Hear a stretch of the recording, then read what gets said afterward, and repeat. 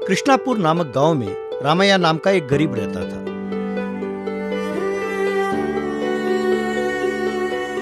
उसके पास एक बैलगाड़ी थी। उसका और उसके परिवार का गुजारा इसी से होता था। पड़ोस के शहर में जाने के लिए गांव वाले गाड़ियों में ही जाया करते थे। ज्यादातर लोग घोड़े गाड़ी में जाना ही पसंद करते थे। जिन्हें घोड़ा गाड़ी ना मिलता वही रामैया के गाड़ी में जाते थे। एक दिन एक टांगा वाला, अरे क्यों रामैया, और कितने दिन इस बैलगाड़ी को ही चलाओगे? तेरे बैल तो बूढ़े हो गए हैं। वो देखो, इस बैल के घाव को तो मैं 2 साल से देख रहा हूँ, अभी तक नहीं भरे। लगता है जल्द ही ये मर जाएगा। गाड़ी भी पुरानी हो गई है। तुम हमारी तरफ घोड़ा गाड़ी क्यों नहीं लेते? रामैया, सही है यार, लेकिन मेरे पास उतने पैसे नहीं हैं। इन बूढ़े बैलों की बदौलत हमें रोज रोटी नसीब होती है।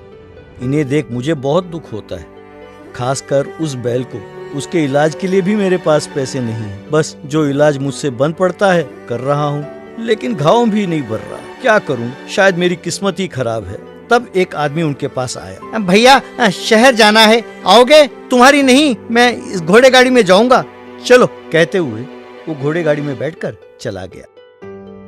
तब रामैया, हे भगवान, सवारी हाथ से निकल गया। अब बच्चों को क्या खिलाऊंगा, इन बैलों को क्या खिलाऊंगा?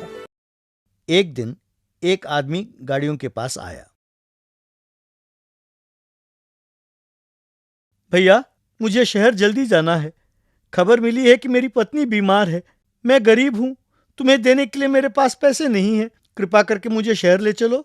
तब घोड़ा वाला, जाओ यहाँ से, सवेरे सवेरे चले आए, चलो निकलो यहाँ से। भैया, ऐसे मत कहो।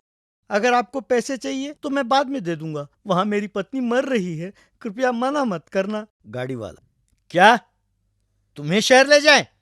हमें और कोई काम नहीं है। पैसों के बिना हम नहीं जाएंगे, चलो जाओ यहां से। रामैया, ऐसे बोलना गलत है। वो मुसीबत में है, उसके पास पैसे होते तो दे देता। आओ भाई आओ, मैं ले चलता हूँ। रामैया उसे गाड़ी में बिठाकर शहर की ओर ले गया। गाड़ी जंगल से गुजर रही थी।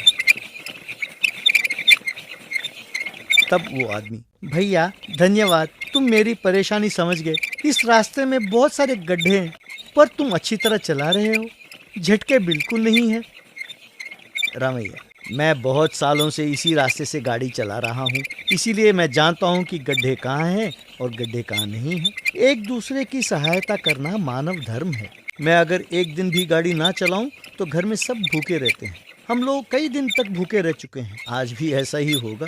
पर कोई बात नहीं। अब रही बात हमारे सड़क की, तो बस ऐसे ही है। हमने महाराज को इस सड़क और हमारे गांव की हालत के बारे में कई पत्र लिखे हैं, पर उनकी ओर से कोई कार्यवाही नहीं हुई।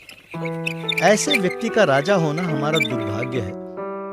आदमी, ये क्या? मैंने तो सुना है कि महाराज अच्छे व्यक्ति हैं, उन्होंने तुम्हारे गाँव पैसे जरूर भेजे होंगे। गांव का मुखिया वो पैसे खा गया होगा। तुम अपनी हित ना सोचकर गांव का हित सोच रहे हो, तुम धन्य हो। गाड़ी शहर पहुंच गई।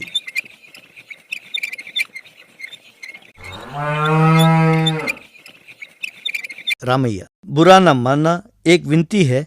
आपको मैं शहर लेके आया हूँ, इसके बदले में आप मेरे बैल का इलाज करा दें किसी अच्छे वैद्य से। उसके इलाज के लिए भी मेरे पास पैसे नहीं हैं।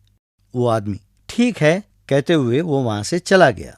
अगले दिन राजा के 2 सिपाही रामैया के घर पहुंचे। क्या तुम ही रामैया हो?